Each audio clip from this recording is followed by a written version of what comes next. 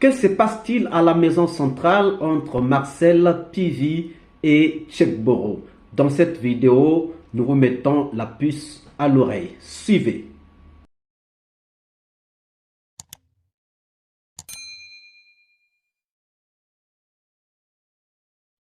Bonjour, bonsoir, cela dépend de l'heure à laquelle vous regardez cette vidéo et bienvenue si vous nous découvrez pour une première fois. Que se passerait-il à la maison centrale entre Marcel, Pivi et Tchekboro? Depuis un certain moment, il y a des tractations qui se font au niveau de la maison centrale.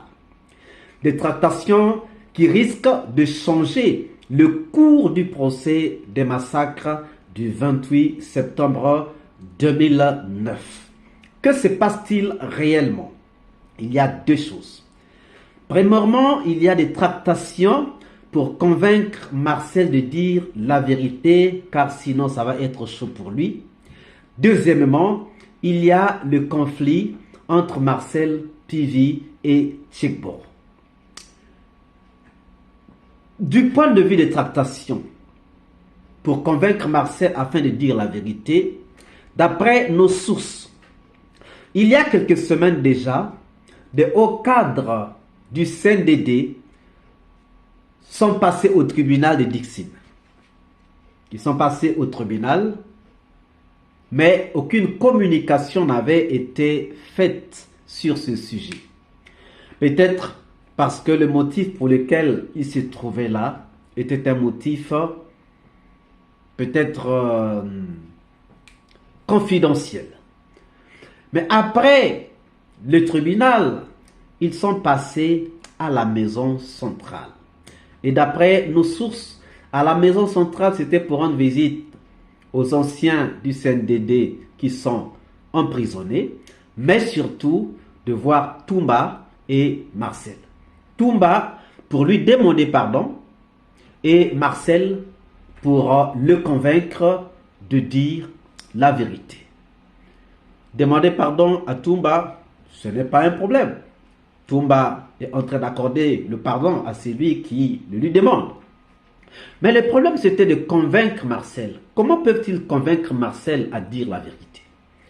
D'après nos sources, les cadres, les anciens cadres du CNDD ont des éléments qui prouvent à suffisance que Marcel était au stade. Ils ont des éléments qui prouvent à suffisance que Marcel était au stade. Et ces gens savent que si Marcel dit la vérité, le procès va changer le cours des choses. Or, cette parole de Marcel qui est attendue, on se pose la question de savoir pourquoi ces gens du CNDD veulent que Marcel dise la vérité. On a pu rentrer en contact avec une personne qui faisait partie de cette délégation. La personne nous a dit que aujourd'hui, lorsqu'on parle des massacres du 28 septembre 2009, on croit que c'est le CNDD, donc c'est tous les membres du CNDD. Du coup, quand tu as été membre du CNDD, quand tu passes dans la rue, tu es considéré comme un criminel. Tu es considéré comme quelqu'un qui a participé à ces massacres du 28 septembre 2009. Alors que il y a des gens qui n'ont rien à voir avec ces massacres. Mais ces massacres sont à un certain moment mis sous le dos du CNDD. Voilà pourquoi ces hauts cadres ou ces quelques cadres ont pris l'initiative d'aller convaincre Marcel afin que l'on précise les choses, les responsabilités, pour qu'on sache que ce n'est pas la responsabilité du CNDD, mais plutôt la responsabilité de certains individus. Donc, il faut convaincre Marcel parce que selon eux, si Marcel parle, il va élucider partout où il n'y a pas de la lumière et du coup, les choses vont être très très claires, très très claires. Mais, Marcel est-il prêt à coopérer? Marcel est-il prêt à être convaincu? Ils ont dit à Marcel, ce qu'ils ont dit à Marcel, ils ont dit à Marcel, vous étiez tous au stade. les Tchekboro, les Goumou, les Pivi, mais de tous ceux qui étaient au stade, Marcel, tu es celui qui a tout perdu, qui n'a rien gagné. Les Pivi, les Tchekboro ont eu la récompense des massacres du 28 septembre. Ils ont été nommés des ministres par-ci, par-là. C'est pas pour rien que Dadis avait envoyé ses Pivi aller travailler avec Alpha Condé. Donc, eux, ils ont eu leur part. Ils ont gagné leur gain. Mais toi, Marcel, tu n'as rien gagné. Tu n'as rien gagné. Pendant que toi, tu étais en train de croupir en prison, et ils étaient en train de manger des gâteaux, et ils étaient en train de vivre leur vie en tant que ministre, en tant que haut responsable de ce pays. Pense à toi, pense à tes enfants qui sont restés. Pense à ta famille. Dis la vérité, libère-toi. Comme ça, les choses sont fixées. Comme ça, on peut savoir qui a fait quoi et surtout qui était le commanditaire. Et c'est là où on revient encore sur ce que Marcel avait dit. Que non, pourquoi les autres n'étaient pas en prison comme moi? Pourquoi les autres étaient dans la rue alors que moi j'étais en prison? C'est ce qu'on lui a rappelé. Que non, regarde cette phrase que tu avais dite, c'est un ras-le-bol. Il fallait continuer.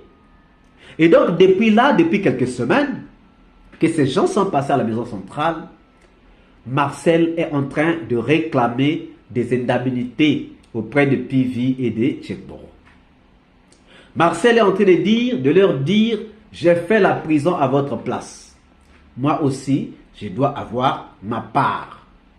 Vous avez été ministre, nous avons été ensemble, vous avez été ministre, vous avez eu de l'argent, moi je n'ai rien gagné, moi vous devez m'indemniser.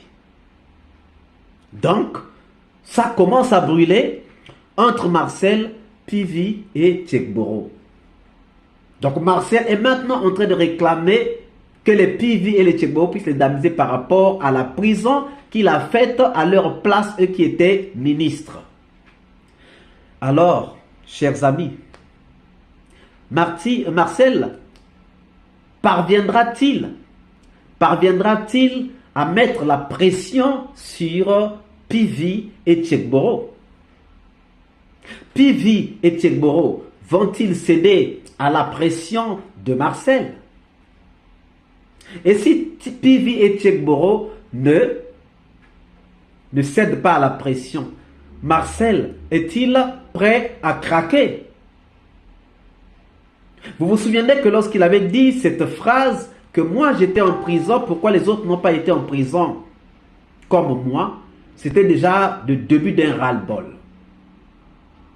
On dirait que la conscience était en train de dire que non, mais regarde-toi, les autres étaient là dans la rue, ce n'est que toi qui es en prison. Et c'est ce que les cadres du CNDD ont rappelé à Marcel.